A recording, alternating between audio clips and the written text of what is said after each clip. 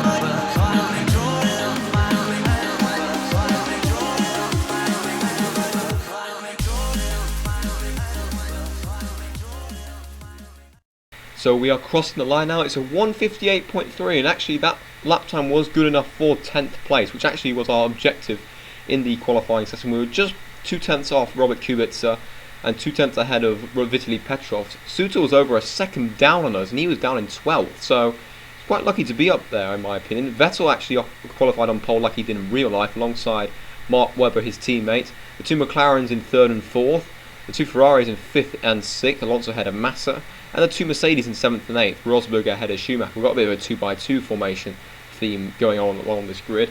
Petrov's alongside Adrian Sutil. The two Williams are actually on the same row, 13th and 14th. Buemi and Aldous-Suari are together, two Saubers together, and then the new teams, the two Lotuses, the two HRTs, and then finally the two Virgins. Cars occupy the back row of the grid.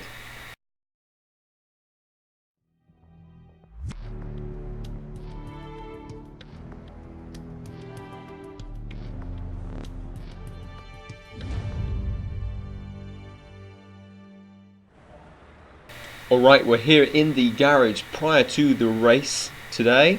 We're going to have a look at the race strategy for this race. As you can see here, we can't change our tyres because we qualified in the top 10, so we have to start the race on the tyres that we set our best lap time on. In terms of the race strategy, we're going to come in on lap 8 for the prime tyres and then hold on to the prime tyres for the rest of the race. One stoppers were very common in this game and also in the season in general, because the Bridgestone tyres are quite solid and you could set pretty good lap times on them regardless of tyre wear. This is the quick car setup I'm using. I'm not using one of those setups that you look up online. So without further ado, let's begin. Car to track, move it guys.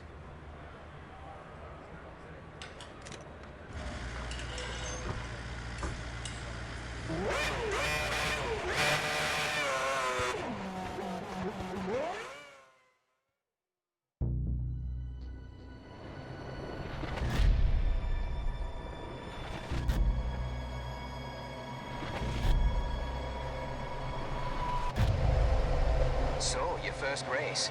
Don't expect to finish at the top of the order. Just try to pick up a few places and get a feel for how the car drives. Good luck, but more importantly, have fun out there. Lights out, and the 2010 Formula 1 season is underway. We've got a pretty decent start off the line. We're side by side with Robert Kubica, but there's no one defending the inside line, so I'm going to say I'll have a bit of that. We're up to 6th place, but we've run a bit wide into the corner, and Hamilton actually was also forced out wide there. But fortunately for us, we were able to take advantage of that, and we're now up into 5th place in front of Hamilton and Massa. We made a brilliant start in this case. We head towards turn 4. We've understeered wide a little bit in the corner, but there's no immediate danger. As you can see in front, Alonso gets well out of shape as we head into the, well, this new section that was used as part of the 2010 race. It's only ever been used in the 2010 race in Formula 1. I think it was scrapped because it made the lap a bit too long. But anyways, we're now up to 4th place after taking advantage of Alonso. Now all over the back of Jenson Button as we head back onto the more familiar part of the circuit. We're now cut to the halfway point of the lap, or I would say just over halfway. We've gone a little bit wide into the left-hander, but look who's on our inside. That's Alonso. He wants that 4th position back, and he's got very good drive off the corner, and he's managed to retake that position. We'll try and take him back round the outside, but unfortunately we understeer wide and allowed Alonso to get back through. We're now on to lap 2. We managed to maintain our 5th position after the opening lap, fortunately, but we're just behind Alonso, who looks like he's trying to size up Jenson Button. We're going to take both of them round the outside. I think both were quite slow out of that corner. We get a bit out of shape in the next corner, and we end up in the gravel, and we've lost those 2 positions, and we've lost a place to Hamilton, so we've been relegated down to 6th. It looks as if we're going to try and retake Hamilton here in through this twisty complex section. I think I'm actually pretty quick relative to the AI in this particular part of the lap. As you can see, we're all trying to find a way past Hamilton. Hamilton's missed the apex of the next corner, which allowed us to possibly stick our nose up the inside into the next corner, which we have done, and we forced him a little bit wide there. I think he might have lost another place. Yes, Kubica is now up into 6th position. We're now on to lap 3. We're once again behind Fernando Alonso. I think it's around the same sort of distance that we were in the previous lap. We've just gone right round the outside of him into turn 4. I don't know if it's the AI not programmed to go around that corner very fast, but yeah, we've taken 4th place back, and we're back up into the top 4, chasing after Jenson Button. We've cut to the end of lap 4. The gap between ourselves and Button is just 1.6 seconds. I mean, we're hanging on to Button, which I'm very pleased about. I thought we would be dropped by the faster cars, the McLarens, the Red Bulls and the Ferraris, but the Red Bulls are streaking clear of Button here, so it looks like we're going to be in a bit of a battle for this podium position, which to be honest, I was quite surprised by, a bit unexpected for the opening race. You can see we've got very close to Jenson Button, but sadly he's got very good acceleration on this part of the circuit. This is where the AI seems to be a lot faster than me in this part of the race. But as you can see, we're now on to lap 6. Look how much I managed to close in on Jenson Button in this new section that I've already discussed earlier on in the race. You can see we're now all of a sudden all over the back of the McLaren, forced wide onto the bit of the marbles there, but we're still in with a shot of this podium position. Forced wide by Jenson Button. He's very good defensive driving by the British driver there. We've now cut to 1 lap later, and the gap is pretty much very similar to what we had in the previous lap. But look at how much I managed to gain on Jenson Button into that turn 4 once again. We think we have the inside line. We haven't got enough speed off the corner though, and Button's been able to maintain position. But then he's once again very slow as we enter the complex section. We've gone a bit too deep into the first part of that, but we're unable to hold on, and we're up into the podium positions prior to our pit stop. That might be extremely crucial prior to the pit stops. He may have had an advantage by coming in ahead of us. But anyways, this is now our pit stop lap. We're going to come in for our very first pit stop of this ultimate career. Let's see how well the mechanics do.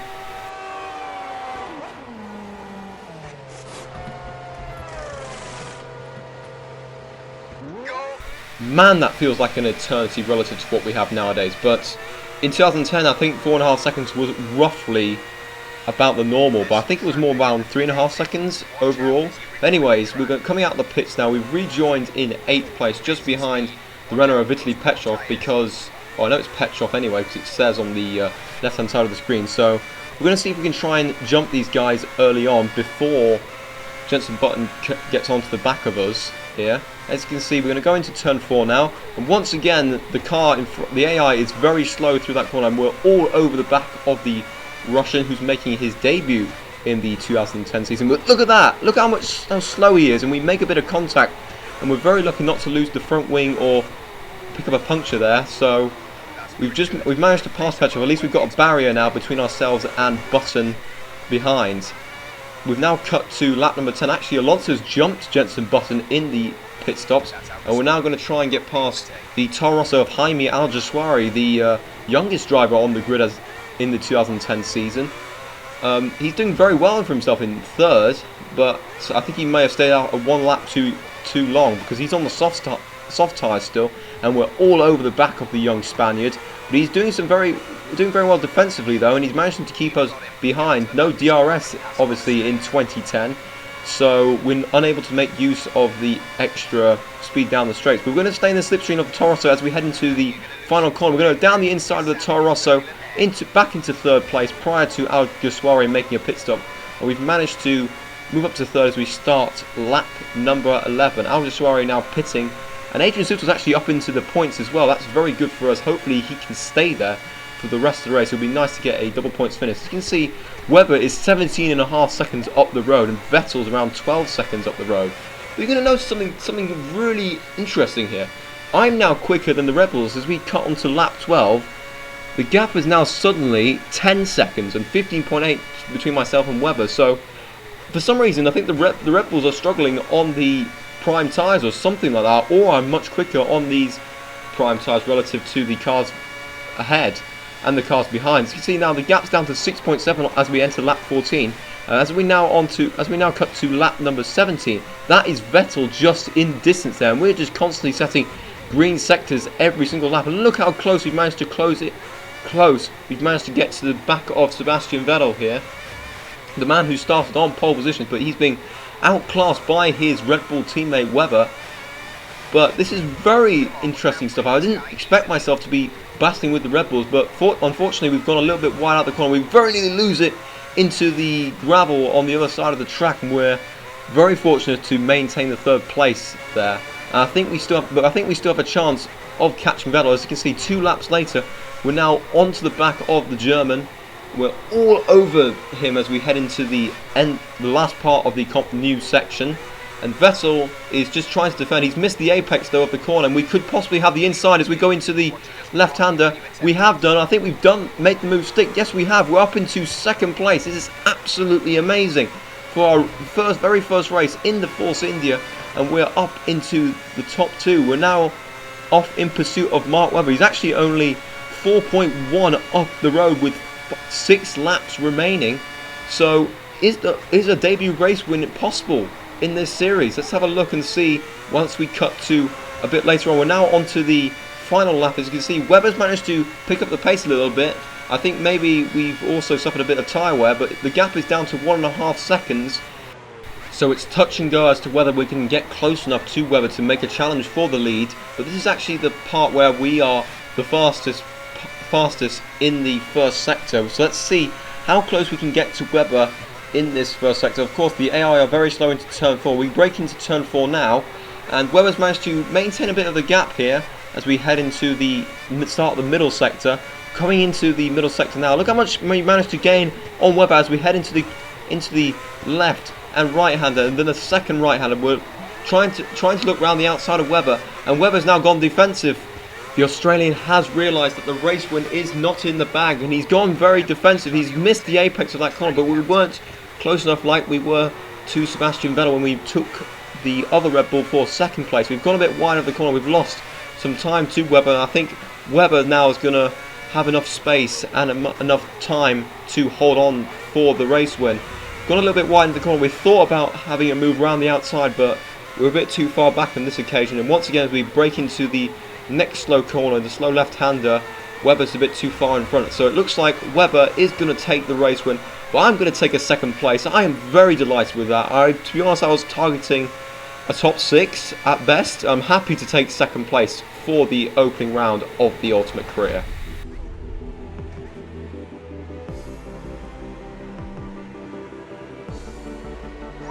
It's just fantastic. 18 points. So confirmation of the rest of the results. Webber wins the race by 7/10 of a second from us. Sebastian Vettel a further 9 seconds back in third. Fernando Alonso in fourth, a distant fourth if I may add. Jenson Button fifth, Lewis Hamilton sixth, Robert Kubica in seventh for Renault, Nico Rosberg in eighth, Massa in ninth, and Schumacher taking the final point in 10th. Just outside the top 10, Rubens Barrichello. Adrian Suttle's all the way down 17th. I don't know what happened to him there. And the newer teams holding the back few spots of the grid. No retirements as well, which was actually quite a unique thing. And unfortunately, I wasn't able to record the interviews afterwards in the press conference. So here's what the standings look like after the first round. It's as it was in the race results. So Webber leading the championship, myself in second with Vettel in third, Alonso fourth, Button fifth, Hamilton sixth, Kubica and Rosberg rounding off the top 8.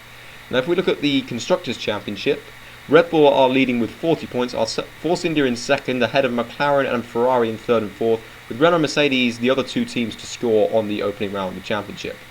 Hope you guys enjoyed the first race of the Ultimate Career. If you did, please like, comment and subscribe, and I'll see you for the next episode where we head off to Melbourne, Australia. Until then, see you later.